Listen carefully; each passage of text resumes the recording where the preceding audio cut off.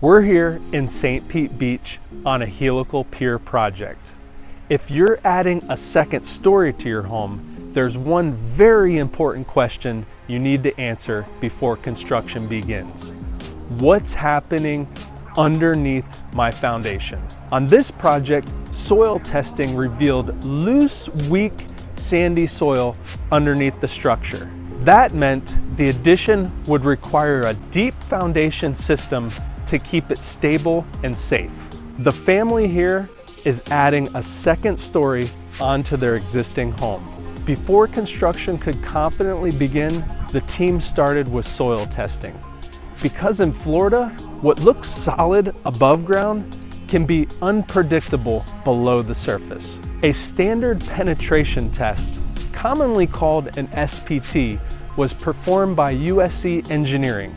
The test revealed loose to weak medium dense sand underneath the structure. When you're adding more weight to an existing structure, especially something as significant as a second story, those upper weak soil layers can increase the risk of settlement and movement. And it's far more expensive and disruptive to correct once finishes are in place, like flooring and drywall. So what are helical piers?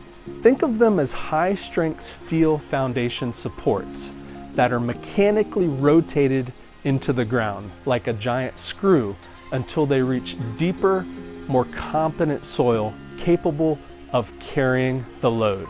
I like to describe it as placing the home on underground steel stilts, transferring the structure's weight from the weaker upper soils to stronger, deeper soils down below. Ever wonder where the helical pier gets its name? It gets its name from the starter helixes or blades on the starter shaft of the helix. We have, in this case, 1, 2, and there's a third helix, and they come in configurations of 8-inch, 10-inch, 12-inch, sometimes even 14-inch that are designed for the specific site conditions.